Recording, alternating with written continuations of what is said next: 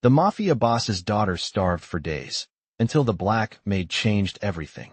Hello everyone. Before we begin today's story, I have a small favor to ask.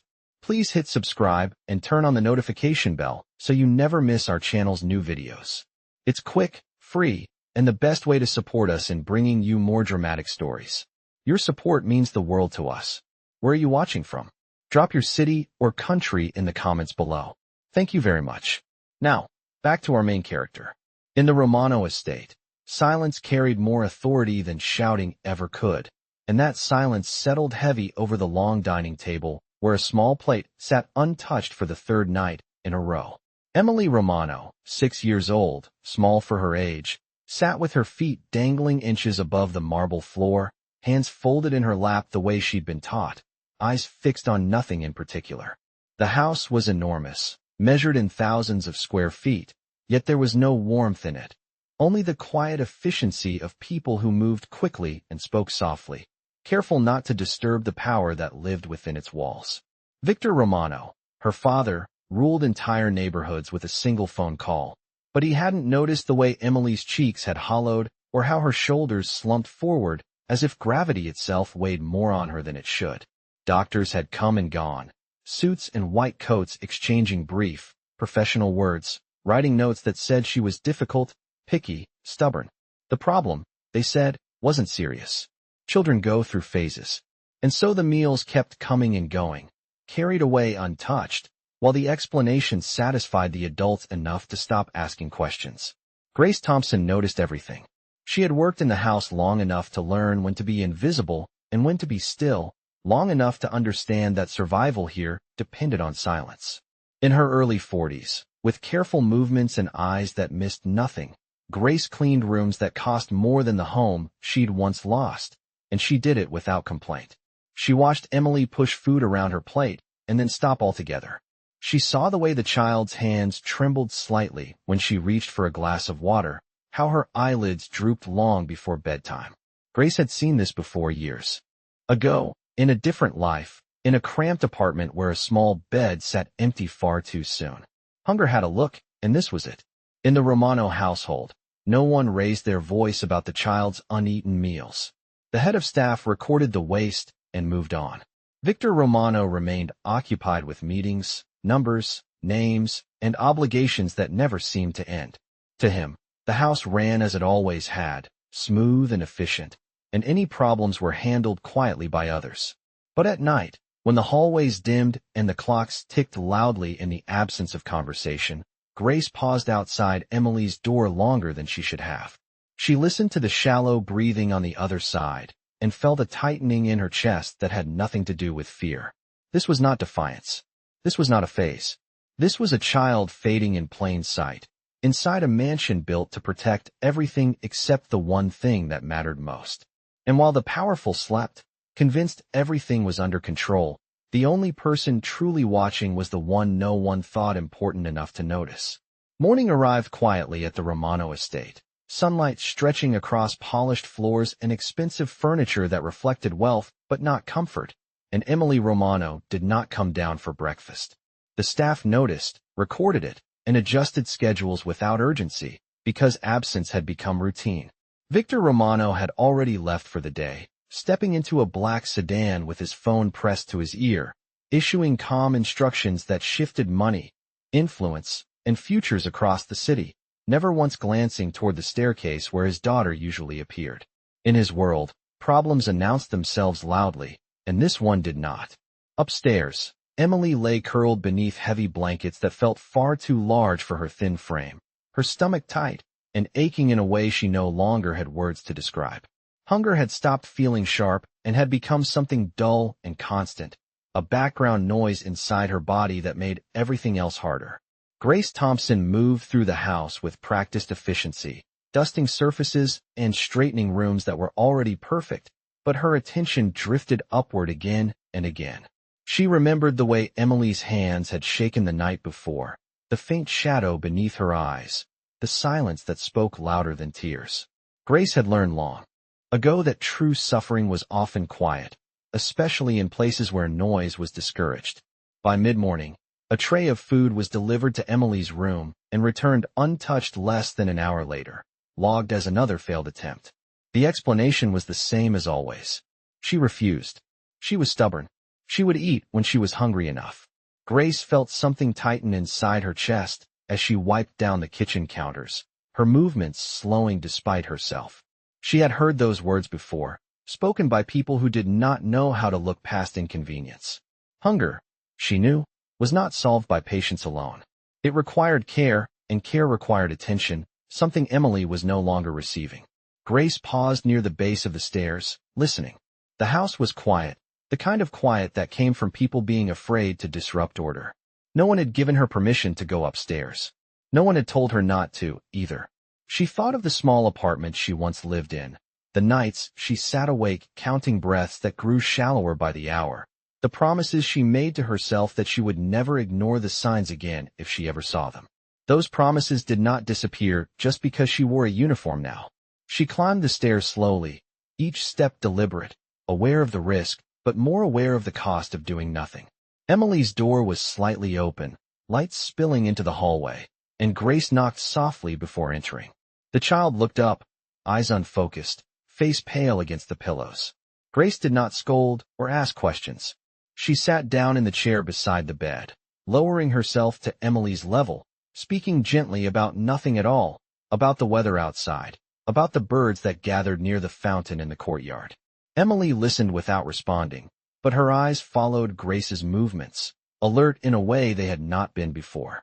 Grace noticed the shallow rise and fall of her chest, the way her hands clenched the blanket as if holding on took effort. This was not refusal. This was exhaustion. Somewhere else in the house, meetings were scheduled, calls were returned, and plans were made that would affect countless lives. But in that quiet bedroom, something far more fragile hung in the balance, unseen by power and unprotected by wealth, waiting for someone to choose compassion over. Rules. Grace made that choice without announcing it, without asking to be seen, guided only by the certainty that some lines were meant to be crossed when dignity was at stake. Grace did not bring food with her that first visit, only presence, because she understood something the others had missed, that hunger was not always solved by placing a plate on a table and walking away. She stayed beside Emily for several minutes, speaking softly until the child's breathing slowed, until the tightness in her small shoulders eased just a little. Then she left as quietly as she had come, carrying the weight of what she had seen with her. The rest of the day unfolded as it always did in the Romano household, with deliveries arriving on schedule, staff moving like shadows, and authority passing through hallways without ever lingering. Victor Romano returned home late that evening, tired but composed, his mind still occupied by negotiations and obligations that demanded immediate results. He accepted a brief update from the house manager, nodded when told his daughter had refused her meals again, and dismissed it with a familiar wave of his hand. Children, he was told, could be difficult. Upstairs, Emily watched the light outside her window fade into dusk, her body heavy and weak, her thoughts slow and unfocused. She wanted to eat. She wanted to feel normal again. But every time food was placed in front of her without explanation or comfort, her stomach tightened, her throat closed, and the effort felt impossible. Hunger had turned into fear, fear of pain, fear of disappointment, fear she could not explain. Grace returned later that night, long after the house had settled into its uneasy quiet. She moved carefully, carrying a small bowl she had prepared herself, simple and warm, nothing rich or overwhelming. She knocked once and entered, closing the door behind her to keep the moment contained. Emily looked at the bowl with tired eyes, uncertain, but Grace did not push it toward her. Instead, she sat down again, steady and patient, and told a story about her own childhood, about summers that smelled like rain and kitchens that felt safe, about meals shared slowly without pressure. The words were not dramatic, just gentle, but they filled the space where fear had been living. After several minutes, Grace set the bowl within reach and waited. Emily stared at it for a long time, then lifted the spoon with a hand that trembled. The first bite was small, cautious, but it stayed down. Grace did not react, did not rush her, only stayed present as the child took another bite, then another, each one easing the tightness in her chest just a little more. By the time the bowl was empty, Emily looked exhausted but calmer, her breathing deeper than it had been in days. Grace helped her settle back into bed, smoothing the blanket the way a mother would, and left before anyone could notice the change. In the morning, when the staff reviewed the overnight reports, someone mentioned that the child's tray had been returned empty for the first time all week. It was noted without comment, filed away as an anomaly. Victor Romano glanced briefly at his daughter during breakfast, surprised to see a hint of color back in her face, but he said nothing, assuming the phase was passing on its own. Grace watched from the doorway, knowing better. She understood that what she had done could cost her everything if discovered, but she also knew that doing nothing would have cost far more. This was not about defiance or rules or authority. This was about a child who needed someone to see her, and a house that had forgotten how to look. By the fourth day, a fragile rhythm had formed, one that existed entirely outside the official routines of the Romano estate, and it depended on timing, patience, and Grace Thompson's quiet resolve. Emily woke with a dull ache still lingering in her stomach, but it no longer felt like an enemy, more like a reminder. And when Grace appeared mid-morning with a gentle knock and a calm smile, the child's eyes followed her with something close to trust. Grace brought small portions, warm and simple, explaining each step in a soft voice so nothing felt sudden or overwhelming, and she stayed each time, never leaving Emily alone with the pressure to perform. Slowly, the child began to associate eating with safety instead of discomfort, and that change showed itself in subtle ways: a straighter posture, a steadier hand, a willingness to sit up instead of curl inward. Downstairs, the staff noticed the return trays were lighter, sometimes empty, and whispers began to circulate, careful and contained, because change inside that house was always treated as suspicious. Isabella, who oversaw the household with cold efficiency, frowned at the reports, her eyes narrowing as she flipped through the logs. She did not like inconsistencies, especially ones she could not control. She ordered another visit from Dr. Alan Brooks, more to confirm her authority than out of concern, and when he arrived, he repeated his earlier assessments with professional detachment, declaring improvement without curiosity, attributing it to time and discipline. Grace stood silently near the doorway as he examined Emily, noting the way his questions were directed at charts instead of the child herself, and she said nothing, because experience had taught her that speaking too soon could undo everything. Victor Romano observed the interaction from a distance, arms crossed, his expression unreadable, but something unsettled him. Emily's eyes were clearer now, more present, and when she looked toward Grace instead of the adults giving orders, Victor felt an unfamiliar discomfort stir beneath his control.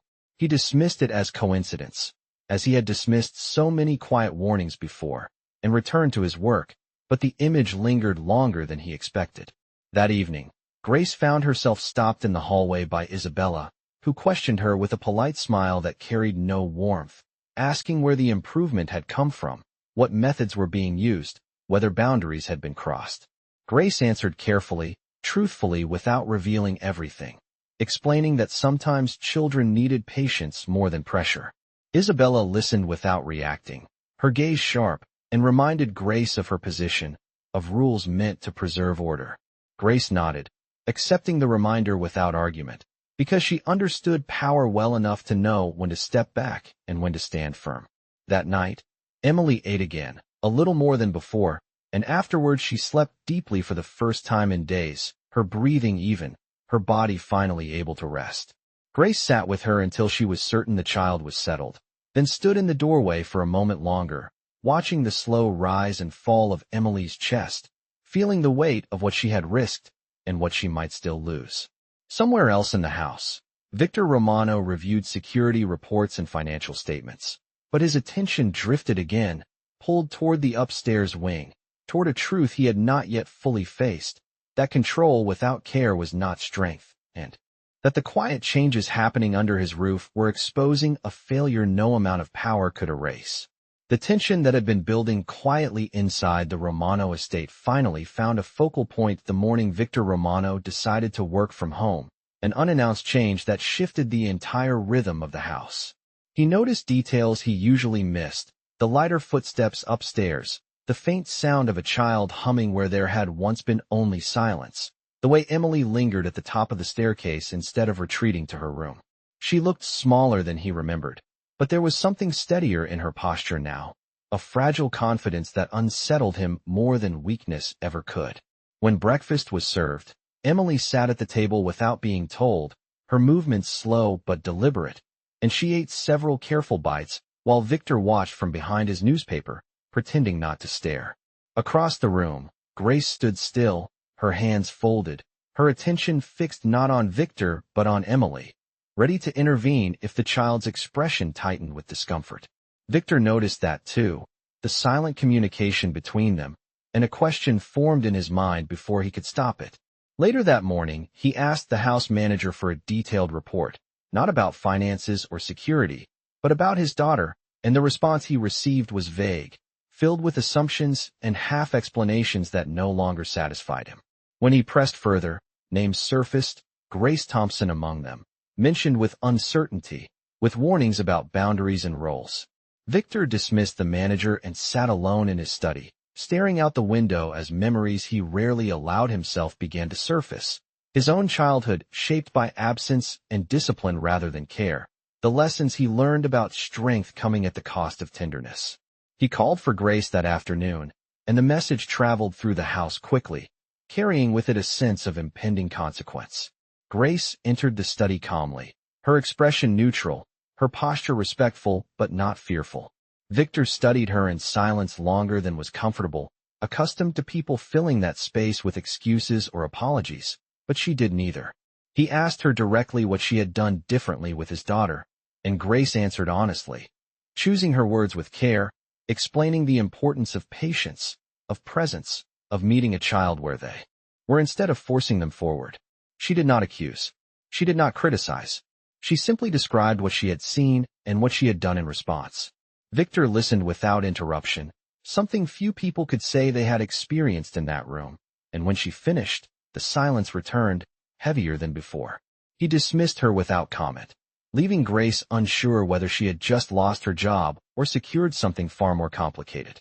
That evening, Victor knocked on Emily's door himself, an act that surprised them both. He sat beside her bed, awkward and uncertain, and asked her how she was feeling, not as an authority, but as a father who realized too late that he had not been paying attention. Emily hesitated, then looked toward the doorway where Grace often stood, drawing courage from that memory, and answered quietly that she felt better when someone stayed with her. Victor nodded, the weight of that simple truth settling deeply within him. Downstairs, the house remained unchanged in appearance, but something fundamental had shifted, unseen and irreversible, as power began, slowly and uncomfortably, to make room for accountability. The days that followed unfolded with a careful tension, as if the Romano estate itself were holding its breath, waiting to see which direction Victor Romano would choose. He did not summon Grace again immediately, nor did he issue new orders, but subtle changes began to appear in the house's routines. Meal schedules shifted to accommodate Emily's pace rather than convenience, and the rigid silence that once governed her presence softened into something more attentive. Victor found himself lingering near the dining room longer than necessary, watching his daughter take small, steady bites, noticing how her eyes searched instinctively for Grace before she lifted her spoon. The realization unsettled him more than any challenge he had faced in business, because it revealed a truth he could not negotiate away, that someone else had earned his child's trust while he had been absent. Grace remained cautious, aware that attention from Victor could cut both ways, but she did not retreat. She continued her quiet care, speaking to Emily with patience, explaining each step, reinforcing safety through consistency. Emily responded by opening up in small ways, asking questions, expressing preferences, laughing softly at moments that would have been impossible just days earlier. Isabella watched these changes with growing frustration, her authority slipping in ways she could not confront directly. She questioned the staff more aggressively, scrutinized reports more closely, and reminded everyone of hierarchy, but the results did not reverse. Emily was improving, and the reason was becoming impossible to ignore. Victor noticed Isabella's agitation and requested a private conversation, listening as she outlined her concerns about boundaries and precedent, about allowing sentiment to interfere with structure. He thanked her for her input and dismissed her with polite finality, signaling a shift in influence that did not go unnoticed. That evening, Victor observed Grace interacting with Emily from a distance, seeing not defiance or manipulation, but instinctive care, the kind that did not require permission to exist. He recalled his own upbringing, where strength was taught through distance, where needs were considered weaknesses, and he recognized the cost of those lessons reflected in his daughter's earlier suffering. The following morning, Victor made a decision that surprised everyone, including himself. He asked Grace to join them for breakfast, not as staff standing against the wall, but seated near Emily, close enough to offer reassurance. The room fell silent as Grace hesitated, aware of the weight of the invitation, then accepted with quiet dignity. Emily smiled openly for the first time at the table, and Victor felt something tighten in his chest, a mixture of regret and resolve. He addressed Grace directly, acknowledging her role without spectacle, stating simply that her presence had made a difference, and that difference mattered. There were no grand apologies, no dramatic gestures, only a recognition that authority did not absolve responsibility. Grace responded with the same calm honesty that had guided her actions from the beginning, expressing that children needed to feel safe before they could heal, regardless of the size of the house they lived in. Victor listened, truly listened, and in that moment, the power dynamics of the estate shifted again, quietly but decisively. What had begun as an act of quiet defiance had evolved into something deeper, a confrontation not with enemies or rivals, but with neglect and pride. And as Emily finished her meal and reached instinctively for Grace's hand, Victor understood that the hardest battles were not fought in public, but within the walls of one's own home, where dignity demanded humility and change required courage. The change in the Romano household did not go unnoticed for long, because systems built on control always react. When something shifts without permission, Isabella's patience finally broke when she saw Emily walking through the garden with Grace one afternoon, the child's hand resting lightly in the older woman's grasp, her steps slow but steady, her face turned upward as she listened. To Isabella, it was not a scene of care but a violation, a reordering of influence she had not approved.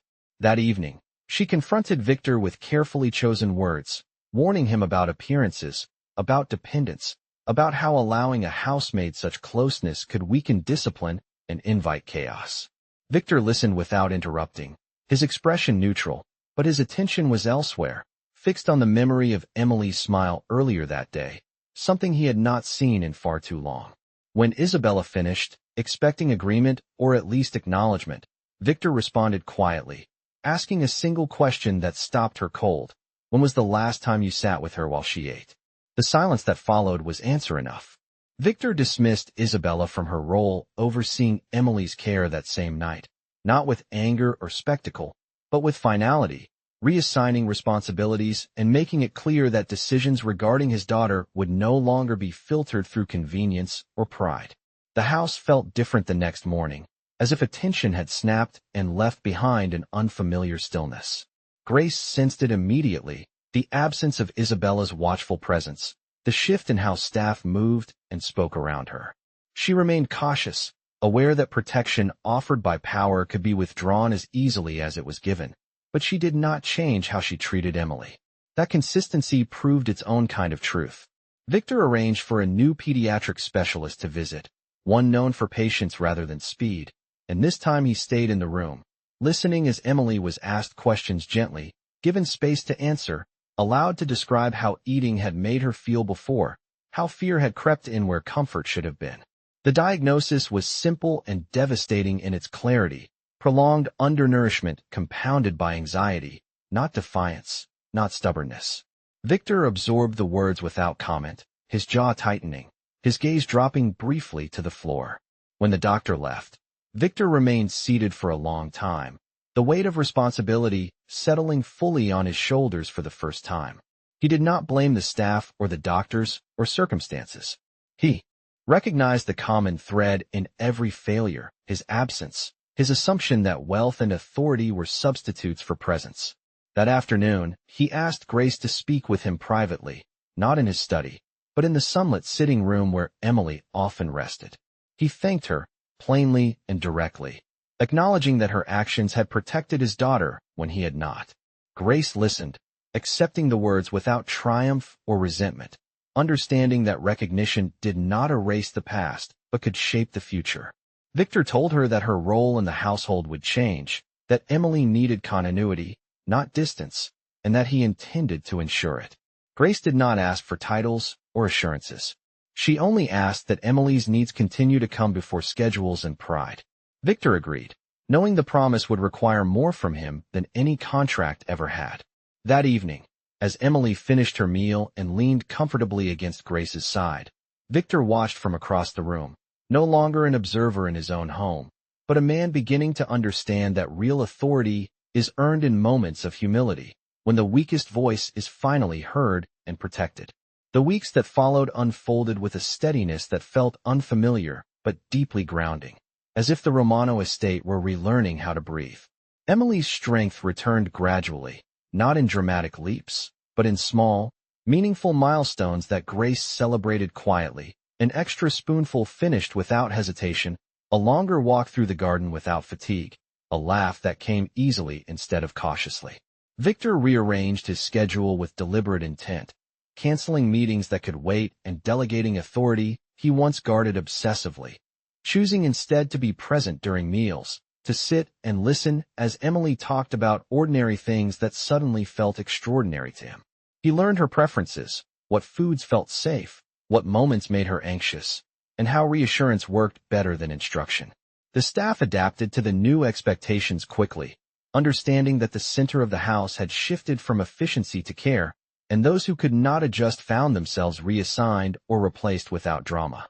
Grace's role evolved naturally, not through formal announcements, but through trust earned day by day, and she remained vigilant, knowing that progress could be fragile if taken for granted.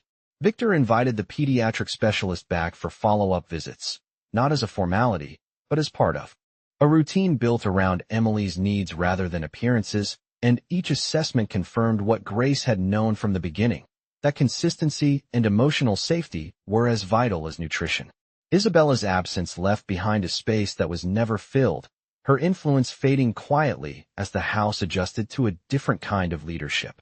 Victor did not speak of her departure, nor did he explain himself to anyone, because the change required no justification beyond results. One evening, after Emily had fallen asleep with a book resting on her chest and Grace had stepped into the hallway, Victor stood alone in the doorway, watching his daughter sleep, recognizing how close he had come to losing something irreplaceable without ever realizing it. The weight of that truth settled heavily, not as guilt alone, but as responsibility he could no longer ignore. He sought Grace out later that night, finding her in the kitchen preparing for the next day, and spoke to her not as an employer, but as a man acknowledging a debt that could not be repaid with money or authority. He told her that her place in the household was secure, that Emily's well-being would always come first, and that any decision affecting her would include Grace's voice. Grace listened carefully, accepting the commitment without sentimentality, understanding that promises held meaning only when upheld through action. The next morning, Emily woke with energy she had not known in weeks, asking to help set the table, her small hands eager and steady, and when she finished her breakfast, she looked to Victor with a shy smile that spoke of trust rebuilt. Victor returned the smile, feeling the unfamiliar ease of a moment unburdened by fear or neglect. In the quiet that followed, the house felt transformed, not by wealth or power, but by the simple act of seeing and responding to vulnerability. Grace watched from nearby, aware that the true test of change lay not in moments of gratitude, but in the continued choice to protect dignity long after the crisis had passed, and she remained ready, not out of obligation, but out of a commitment rooted deeper than any contract.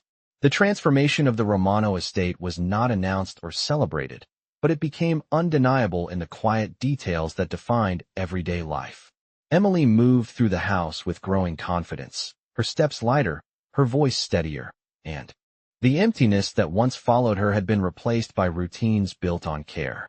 Meals were no longer tests of endurance, but shared moments marked by conversation and patience, and the long table that once emphasized distance now served as a place where presence mattered more than protocol. Victor Romano adjusted fully into this new rhythm, not as a man performing change for appearance, but as someone who understood the cost of ignoring it. He took responsibility for what had happened without seeking excuses, acknowledging that neglect did not always come from cruelty, but often from distraction disguised as duty. Grace continued her work with the same quiet consistency that had guided her from the beginning, never claiming credit, never reminding anyone of what she had risked, because her focus remained on what still needed protection. Emily flourished under that steady care, regaining strength pound by pound, appetite by appetite, until her laughter filled spaces once defined by silence. The staff followed Victor's lead, learning that efficiency meant nothing if it came at the expense of humanity, and the house settled into a balance that felt earned rather than enforced. One afternoon, Victor watched Emily play in the garden while Grace sat nearby, close enough to reassure without hovering, and he felt a sense of clarity that power had never given him. He understood then that authority without humility was fragile, and that dignity, once restored, demanded vigilance to preserve. He approached Grace later that day with a simple request, not a command, asking her to remain a permanent part of Emily's life, not just within the walls of the house, but within the structure of decisions that would shape her future. Grace agreed with measured calm, setting clear boundaries rooted in Emily's well-being, and Victor accepted them without negotiation. That exchange, quiet and unremarkable to anyone else, marked the final shift in a household once governed by distance. As evening settled, Emily finished her dinner and leaned comfortably against Grace's side, content and unafraid, and Victor observed from across the room, no longer standing apart. He joined them, sitting down without ceremony, and for the first time, the room felt complete. There were no speeches, no declarations, only the shared understanding that something essential had been restored.